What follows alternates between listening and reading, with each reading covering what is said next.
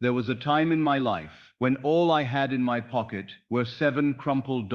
7. Not figuratively, not symbolically, 7 bills that, when unfolded, seemed more like a reminder of lack than a promise of anything better. I remember standing in that small, dim room I called home, holding those bills in my hand as though they were a final verdict. The kind of moment where a man feels not simply poor in purse, but poor in identity. For the lack of money is never the true pain. It is the feeling that life has turned its back on you, that you have somehow failed to become the version of yourself you once believed possible. There was a heaviness in my chest, a quiet shame, as though the world looked upon me and whispered, "This is all you are." And yet, even in that moment of despair, I sensed something subtle, not hope, not confidence, something quieter than both. A pause, a stillness, a space in which a new thought could rise. For as I looked at those $7, a realization dawned upon me. The world was not doing this to me. The world was showing me. My circumstances were not enemies,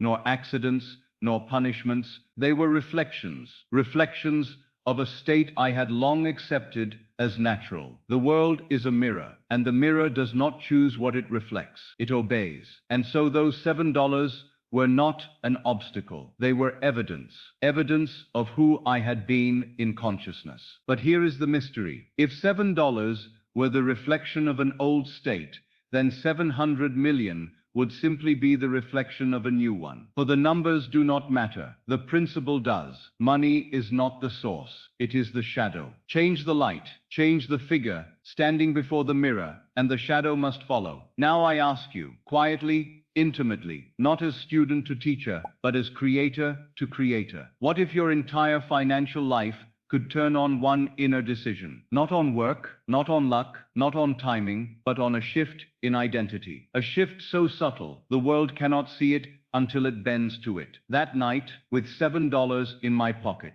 I made such a decision, and the world, slowly, then suddenly, rearranged itself to match the new man I dared to become. And now, as you listen, you stand at the same threshold. A door is before you, though no eye can see it. A door that opens not by force, but by assumption. Before we take the first step across, I want you to make a declaration of readiness, not to me, but to yourself. A vow that you will not merely listen, but become. So hear me. When a man declares that he is ready, he does not ask the universe for permission. He commands. And though you may have only $7 in your own way, whether that be money, confidence, or opportunity, the measure of the outer world has no authority here. So before we continue, I ask you to speak inwardly. As one who chooses the higher self, I am ready to be the one who has. Not the seeker, not the struggler, not the one who waits, the one who has. And if there is an impulse within you, even the faintest whisper, to declare it outwardly, then do so as a living act of faith. For when consciousness declares, the world obeys. Because something in you, even in your darkest moments, refused to die, refused to settle, refused to accept the story that life wrote for you. Something in you knew this story could be rewritten. And tonight, we begin rewriting it. There is a peculiar humiliation that comes with poverty, not merely the lack of money, but the way life begins to press against you in small, relentless ways. I remember mornings in which I avoided opening the mail, because I knew what waited inside. Bills with red letters, notices demanding payment, letters that carried the tone of a world that expected me to fail. I remember standing at a counter, counting coins silently, pretending I was checking my pockets for convenience, when in truth I was simply hoping that the numbers would be enough.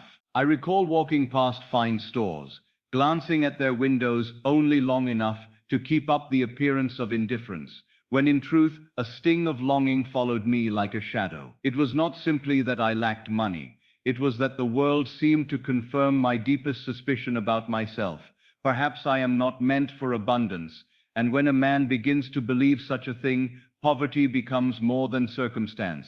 It becomes identity. There were nights in which I lay awake in darkness, not frightened, not angry, but numb, utterly exhausted by the weight of trying. My mind whispered the same question again and again: what is wrong with me? Why did effort yield so little? Why did opportunities slip away? Why did life cooperate with others, while I remained on the outside looking in. And here is the cruelest part. I believe the answer lay out there. If only the economy changed. If only I had been born differently. If only someone noticed me. If only I had support, connections, a stroke of luck. But no matter how many excuses I conjured, morning always returned me to the same stark truth. No one was coming. No hand would pull me from the pit. No external force would intervene. No circumstance would rescue me. The world does not lift a man from the outside.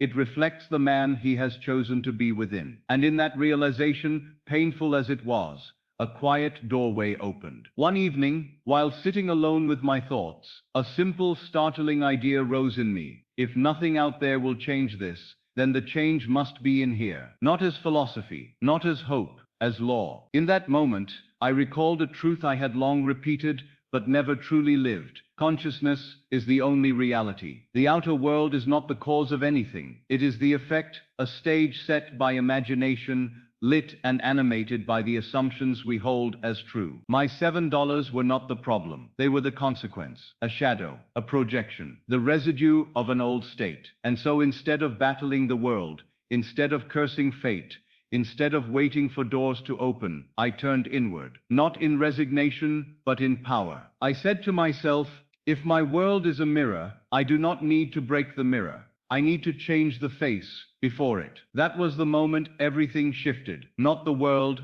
me. The transformation did not begin with money, nor strategy, nor opportunities. It began with a simple, radical realization. The cause of my life was not outside me. The cause was me. And once I accepted that, the world had no choice but to rearrange itself to reflect the new man I dared to become. There comes a moment in every man's life when truth arrives, not as a lesson, nor as information, but as revelation. For I had read spiritual writings before. I had spoken of faith, of imagination, of destiny. But I spoke as one who repeats stories, not as one who knows. It was only when poverty pressed me into silence that the words I had once taken lightly returned to me with unbearable force. Assume the feeling of the wish fulfilled. Not wish for, not hope for, not pray for, but assume. I sat with those words for some time. They were simple enough to understand intellectually, yet they held within them a depth that I had not dared to explore. To assume is not to desire. Anyone can desire. The poor man desires wealth. The lonely man desires companionship. The sick man desires health. Desire in itself changes nothing. To desire is to look at what is and long for what is not. But assumption is creation. Assumption declares what I seek is already mine, and I now align my feeling with that reality. One night, as I held those $7 in my hand, I finally understood the difference. Desire said, I want more. Assumption said, I have it now. Desire kept me small. Assumption called forth a new state of being. So I put the $7 away, not in denial of them, but in refusal to take them as truth. And I began, quietly and sincerely, to cultivate a new inner feeling, a new inner identity. I did not pretend to be wealthy. I did not boast or announce anything to others. There was no performance. Rather, I began to feel wealth in the chambers of my mind long before the world could echo it. It felt unnatural at first, almost like wearing clothes that did not fit. But as I persisted, something remarkable happened. Though I still possessed $7 in the physical world, I no longer felt poor. I had $7, but I began to feel as though I possessed a fortune. This inner shift was not fantasy. It was law. For everything in this world follows the assumption of the inner man. And so I began to live not toward the desire, but from the desire. This is what I mean when I say, live from the end. Living toward the end is struggle. Living from the end is creation. Let me give you an example. If a man wishes to marry, he may picture a wedding. He may hope, he may long, he may search. But unless he assumes himself to be a loving and chosen husband now, the world will mirror his longing, not his fulfillment. Similarly, a man who longs for wealth may chase opportunities, count every penny, pray for chance. Yet, unless he assumes himself wealthy now, he remains in the state of the seeker, and life must reflect that state back to him. The world cannot contradict the inner man. This is why I teach, Your assumption, if persisted in, will harden into fact. Persisted in, not tested briefly, not abandoned when the world resists, not questioned when doubt whispers. Persisted in. Night after night, I would lie down upon my small bed, close my eyes, and surrender to the feeling of a man who already had more than enough. I did not define how the money would come. I did not chase strategies. I did not force solutions. I simply inhabited the state. And slowly, almost imperceptibly, at first, the world began to bend toward that assumption. But understand this clearly. I did not imagine money appearing. I imagined being the one who possesses it. That difference is everything. For you are not manifesting money. You are manifesting the version of yourself for whom wealth is natural. When the state is chosen, money becomes inevitable. The bridge between $7 and 700 million was not built with effort. It was built with assumption. And that assumption began here, in the quiet conviction. I already am. Not someday, not in the future. Now, hold this truth as we move forward, for the next chapter will reveal how assumption becomes felt, reality, and feeling becomes creation. When I first encountered the law, not as theory, but as a lifeline, I did not begin with ambition. I did not declare, tonight I shall imagine millions. No, I began where every great transformation begins, quietly, privately, in the stillness of night. I would lie down upon a modest bed, the kind that creaks when you shift your weight, and before allowing myself to drift into sleep, I would lift my mind away from the day's troubles and toward a reality I had never known in waking life. In the outer world, I possessed $7. Yet, in imagination, I possessed far more. I crafted a scene, not a long, elaborate fantasy, but a short moment that implied a greater truth. For creation is not in the length of the vision, but in the intensity of the feeling. My first scene was simple. I imagined receiving a telephone call, not from any particular person, not from a banker or an investor, just a familiar voice, warm, sincere, steady. And in that call, I heard two words: "You've done it." That was all. I did not imagine the steps leading to the accomplishment, nor the business that produced the money, nor the hours of labor. I imagined the end, the congratulation, the result. At times I imagined reading a bank statement, not the process of earning the sum, but the quiet satisfaction of seeing a large balance already deposited. I would hold the paper in my hands, feel its texture, see the figures printed, and breathe as a man who expects nothing from the world, because everything is already his. Sometimes I imagine myself sitting across from a friend, leaning back comfortably, as he said with a smile, "Your success is extraordinary. You must feel so proud." And I would nod in my imagination, not with excitement or surprise, but with the calm of a man for whom such success was natural. That calm was the key. For the wealthy man does not marvel at his wealth. He accepts it as the way things are. Now understand this.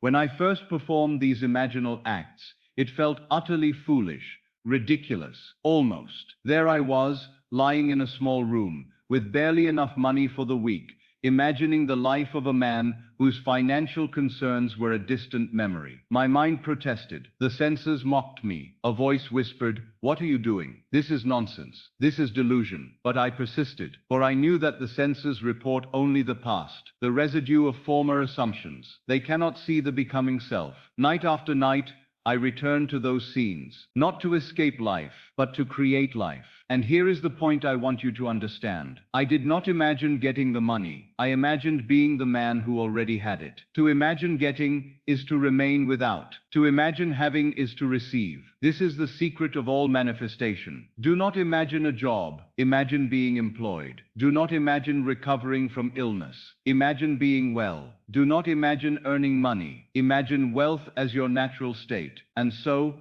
as I lay in the darkness of that small room, I allowed the feeling of abundance to settle upon me like a cloak. I drifted to sleep, not as a beggar, but as a possessor. And consciousness, taking that state as true, began to arrange the outer world to match the inner claim. Now let me guide you in constructing your own final scene. Do not make it complicated. Do not attempt to include all your desires at once. Choose a single moment, a moment that implies your financial transformation is complete. Perhaps you imagine opening a letter and finding a payment beyond expectation. Perhaps you imagine a quiet conversation where someone says, "I knew you would succeed." Perhaps you imagine sitting in comfort, breathing with ease, no longer calculating every expense. Choose one scene, make it short, make it vivid, and then ask yourself, if this were true right now, how would I feel? That feeling is the doorway. Enter it each night before sleep, and remain in it until the world yields. For the world always yields to the man who has already received in consciousness. What followed in my life did not begin with money. It began with identity. The outer riches were merely the shadow of an inner transformation, and soon you will see the same. There is a truth I have repeated across years of teaching, and yet many hear it without ever understanding it. Imagination without feeling is impotent. You may construct the most marvelous scenes. You may script a future worthy of kings. You may paint, with the mind's eye, palaces, fortunes, friendships, freedom. Yet if you do not feel the reality of your imaginal act, you create nothing. For feeling is the life, the animating force, the breath that turns imagination into fact. Let me show you. There was a time when I recalled a moment of humiliation from my youth. Nothing dramatic, merely a small disgrace, a passing comment that cut my pride. And as I remembered it, my body reacted as though it were happening that very moment. My face grew warm, my breath tightened, my chest sank, and a discomfort stirred deep in my stomach. But the event was not real. It had passed years before. What then caused the reaction? Not the memory, but the feeling attached to it. If a memory, long buried, can produce shame in the body today, then an imaginal act, vividly felt, can produce wealth in the body today. And what the body accepts as true, the world must echo. This is the principle. Many say to me, "Neville, I am imagining wealth, but nothing changes." I always ask the same question. Did you feel wealthy, or did you merely see the idea of wealth? To see is nothing. To feel is everything. If you can feel poverty while looking at money, you can feel riches while holding nothing at all. Now let us move together into an inner experiment. Close your eyes if you feel inclined. Release the world of facts for a moment. Let each breath soften your body. Do not try to force anything. Feeling does not bow to effort. It flowers in ease. Now imagine you are seated at a table, nothing ornate, simply familiar. Before you lies a letter, thick, official in weight, its seal freshly broken. You unfold it slowly. As you read, you do not see numbers climbing. You see a balance already transformed. A sum that once belonged only to daydreams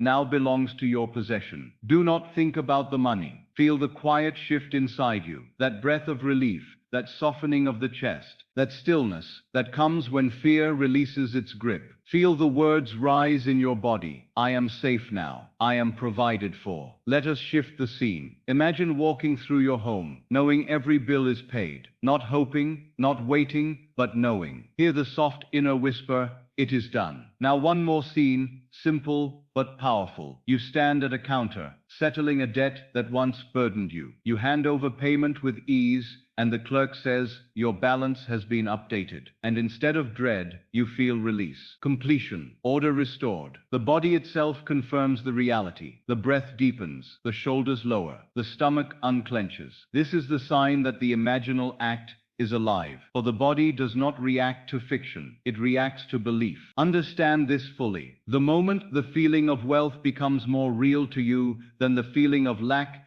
the bridge of incidents, not because you chase opportunity, but because opportunity begins to chase you. Letters arrive, doors open, men remember you, ideas present themselves, not as effort, but as inspiration. The world responds to the inner man. You need not know how the bridge unfolds. You need only persist in the feeling of the end. For when the inner state is sealed, the outer world must bow. There is a doorway in consciousness so subtle that the world overlooks it, yet so powerful that every miracle I have ever witnessed entered through that very threshold. I called it the state akin to sleep. Not sleep itself, not wakefulness, but the narrow passage between them, a twilight of the mind, where the senses grow faint, and imagination rises as the only ruler. In my lectures I said, enter a state that resembles sleep, yet do not lose the awareness of what you are imagining. For in that delicate interval,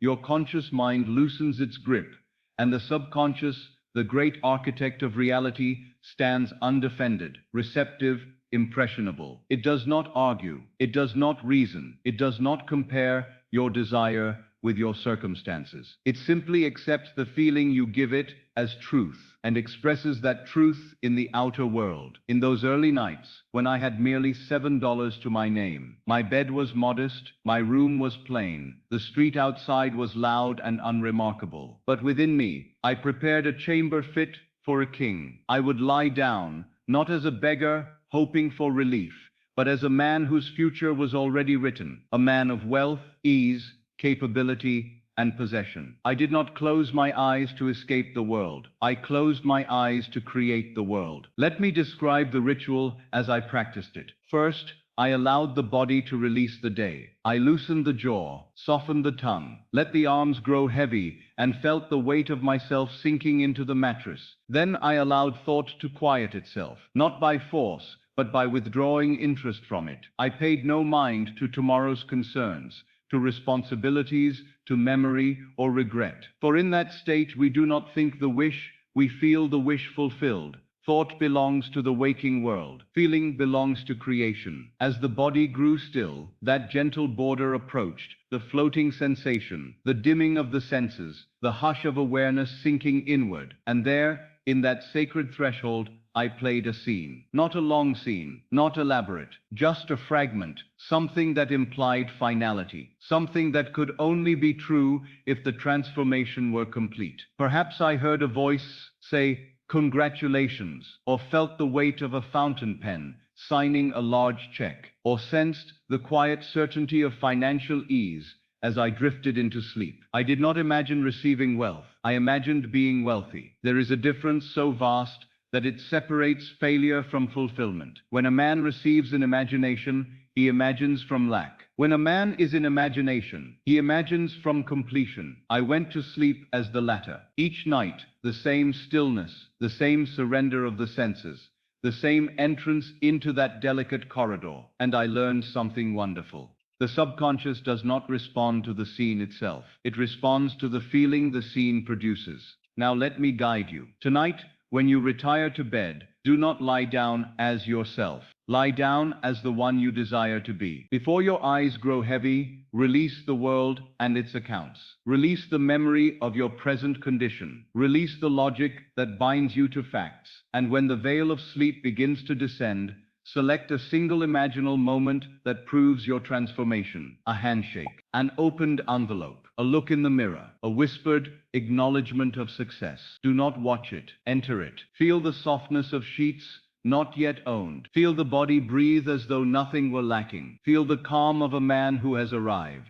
And then, this is crucial, fall asleep in that feeling, not hoping, not asking, not wishing. You will not petition the universe for wealth. You will retire for the night as the wealthy one. For the subconscious does not create what you desire. It creates what you are. And when you drift into sleep as the fulfilled state, that state takes root. It is impressed upon the infinite. It gestates in silence. It moves the world without your supervision. It constructs a bridge of events you could never devise consciously. And eventually, quietly, naturally, without fanfare, you awaken to a world that reflects the man you dared to be in the dark. This is where the fortune began. Not in action, not in opportunity, not in circumstance, but in a quiet bed with eyes closed, assuming the end. And when the world finally changed, it did not feel miraculous. It felt inevitable. There comes a moment in every transformation when the outer world rises against the inner one, when your senses present evidence so convincing, so loud, that you are tempted to abandon the invisible truth for the visible lie. For me, that moment happened shortly after I began assuming wealth, long before any external sign appeared. You see, The world does not change instantly, simply because you have changed within. It changes when your new state becomes permanent,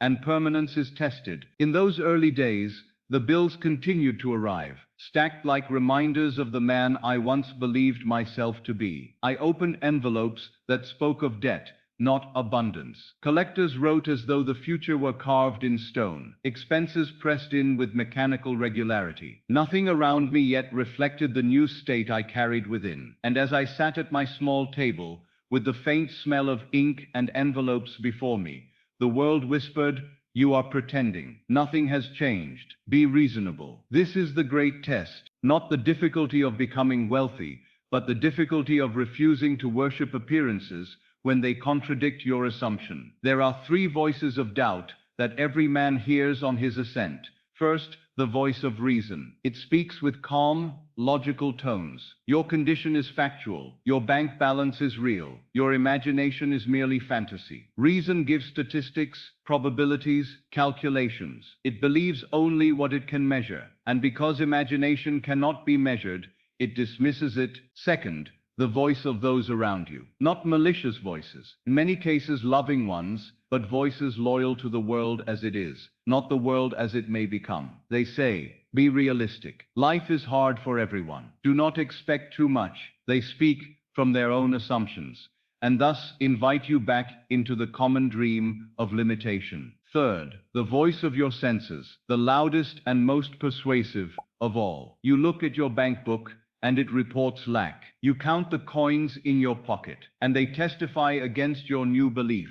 You feel the weight of unpaid obligations, and the world seems to insist that your imagination is powerless. But hear me, you are not called to deny that these things exist. You are called to deny their finality. There is a profound difference. If a man is ill, he need not pretend his body is not weak, but he must reject the idea that weakness is his destiny. If a man is poor, he need not lie about what he owes, but he must refuse to accept that lack is his nature. The facts are not to be fought, only replaced. I call this righteous judgment, to judge not by appearances, but by the assumption you have chosen. There was a night, I recall it vividly, when I sat holding a notice that demanded immediate payment. A heaviness rose in me, like the pull of a tide, dragging me back toward my former state. I considered abandoning the practice, not in anger, but in tired resignation. I thought, perhaps I am not meant for wealth. Perhaps imagination is a comfort, not a cause. It would have been so easy to surrender, so easy to return to the familiar identity of the one who lacks. But in that moment, a quiet truth stirred within me, not loud, not triumphant, simply steady. Remain loyal to the unseen. For the unseen is the seed, and the seen is only the harvest of yesterday's mind. And so I placed the letter aside. I breathed, and I reaffirmed the state of wealth, not by words, but by feeling. In that moment, I chose to be faithful to what I assumed within, rather than obedient to what I observed without. And that choice, simple, invisible, uncelebrated, was the very hinge upon which my world turned. You must learn to do the same, for the world does not change first. You change first, and the world follows. I did not succeed because money arrived. Money arrived because I succeeded within. And so I say to you, I chose to be loyal to the unseen wealth rather than to the seen lack. That is the moment wealth begins. We often expect transformation to arrive with thunder, with lightning, with sudden upheaval, as though the world must crack open to deliver our desire. But creation does not require spectacle. It requires alignment. And once the inner state becomes stable, the outer world begins to move, not violently, but with quiet precision. That movement is what I call the bridge of incidence. It is not chance. It is not coincidence. It is the subconscious arranging the world to reflect the assumption you have chosen. It appears ordinary to those who sleep, but to the awakened man, it is sacred choreography. In the early days of my transformation, I did not awaken to piles of money. I did not stumble upon treasure. I did not receive miraculous checks from strangers. No, the first change was simple. A man with whom I had worked casually years before wrote to me unexpectedly. He said he had an opportunity, a small task, nothing grand, nothing to suggest a future of abundance. Yet the payment was higher, than anything I had been offered in months. As I held that letter, I felt a quiet recognition. The bridge has begun. For the world moves from the path of least resistance, and the first step of the bridge seldom resembles the final scene. Soon after, another shift occurred, this time not through a man, but through an idea. I was sitting alone, resting in the feeling of wealth fulfilled, not thinking, not planning, simply existing in that quiet inner certainty. And then, without effort, a concept appeared, a business idea so clear, so refined, that it felt as though it had arrived fully formed. I did not chase it. It came to me. You see, when a man is in the state of wealth, his actions do not create abundance, they express it. Ideas become obedient servants to the assumption. Now these moments may seem small to the untrained eye, insignificant, hardly worth noting, and that is where many fail. They dismiss the early signs because they bear no resemblance to the final manifestation. They say, "This is nothing," not knowing that the river begins as a single drop of rain. But I tell you, the first extra $50 are as sacred as the first million, for both are expressions of the same law. One is simply an early echo, the other a full symphony. When that initial payment came, I treated it not as luck, not as progress, but as confirmation. I received it with gratitude, with reverence, as though it were the inevitable unfolding of a reality long established within me. And because I honored it, more followed. Not because I worked harder, but because I remained faithful to the state. Understand this clearly. The bridge of incidents is not random. It is the precise path your world must take to reflect your inner assumption. You need not design it. You need not predict it. You need only allow it. And the moment you try to control the bridge, you step out of faith and into effort. Do not micromanage creation. Simply remain in the feeling of the end and let the world rearrange itself to meet you. Opportunities will appear, not because you hunt them, but because you have become the one who receives them. People will remember you, not because you seek attention, but because your state commands it. Ideas will come, not because you strain for them, but because your consciousness summons them. This is the way of the law, and once you recognize the bridge, your confidence deepens, your faith strengthens, and the path becomes not a mystery, but an unfolding inevitability. Your only task remains. Stay faithful to the state. There came a point in my journey when I realized that money does not simply appear through figures and ledgers, nor does it arrive solely through opportunities or ideas. It arrives through people. Men and women are the hands by which your unseen assumption becomes tangible. And the moment you assume a new state, those around you unconsciously rearrange themselves to fulfill the drama you are inwardly writing. I have said many times, everyone is you pushed out, meaning every person you encounter is animated by your inner state, responding not to your words, nor even to your actions, but to the identity you occupy within. If you stand before the world as one who lacks, you will meet men who deny you, overlook you, dismiss you. If you stand before the world as one who possesses, you will meet men who support you, trust you, and elevate you. They change because you change, not always in visible ways, but in behavior, tone, opportunity, and recognition. I recall a man I had known casually years before. We were not close. He had no reason to think of me. Yet after weeks of sustaining the state of wealth, he contacted me suddenly, as though compelled by an unseen force. He said he had begun a new venture, and felt impressed to invite me into it. He could not explain why, only that something in him felt drawn to me. To the outer world, it was coincidence. To the inner world, it was law. Soon after, another figure appeared, an investor whose presence seemed almost improbable. He came through a chain of introductions, so obscure that one could not trace the origin without stepping into wonder. The man listened to my vision carefully, and instead of doubt, he offered trust. He placed funds into my hands, not as charity, not as gamble, but as recognition. He saw me as the wealthy one because I had already seen myself that way. Clients followed, contracts unfolded, opportunities multiplied, not because I pursued them, but because I had become someone who naturally received them. When I changed my inner state, the world saw me differently. Not because the world gained new eyes, but because I did. People responded as mirrors. The timid became bold. The skeptical became supportive. The indifferent became generous. This is why I teach. People are drawn to you or repelled by you, according to your inner state. A man who believes himself unworthy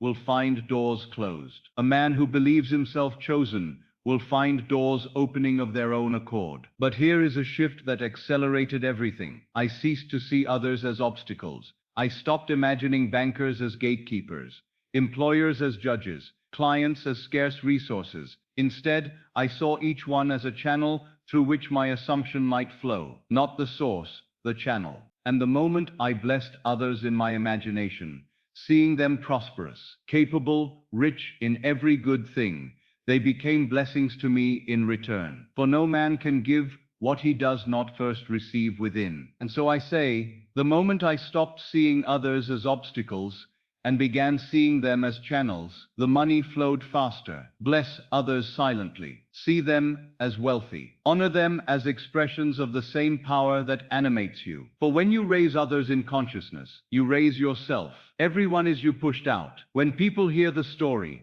that I went from $7 to hundreds of millions, they fixate on the number. They treat the figure as the marvel, as though the astonishment lies in the amount. But the money is not the miracle. The miracle is the shift in consciousness that allowed such a symbol to take form. The outer world is nothing more than a graph of the inner state. It measures not your effort, not your labor, but your identity. The $7 were not merely a lack of funds. They were the physical representation of a man who had not yet awakened to himself. Those bills were the echo of an old assumption. I am one who struggles. When that identity dissolved, the outer symbols transformed as faithfully as a shadow changes when light shifts. The journey unfolded in layers, not 7 to 700 million in a single leap, but through stages of embodiment. There came a time when $7 became hundreds, not by chance, but because I had ceased to see myself